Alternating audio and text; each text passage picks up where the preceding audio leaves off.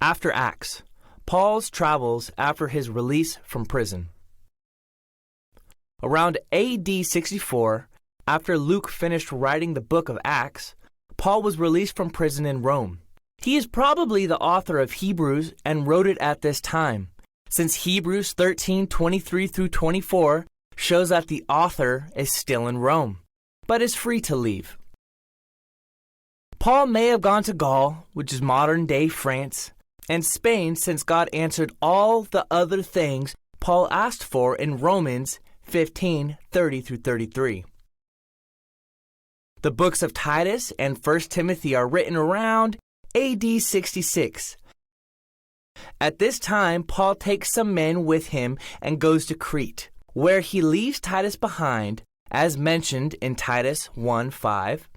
He goes on to Miletus and leaves Trophimus behind, who is sick.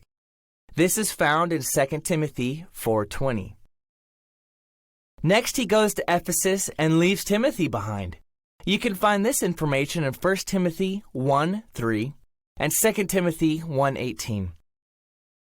At Troas, he leaves Carpus behind, as noted in 2 Timothy 4:13.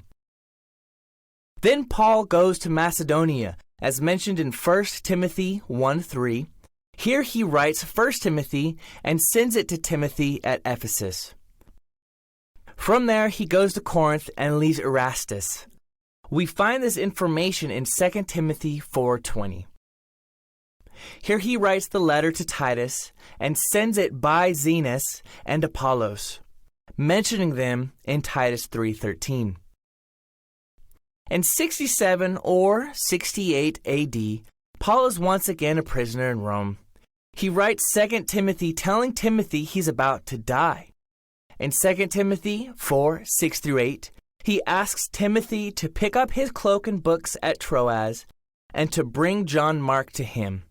He dies around 68 AD.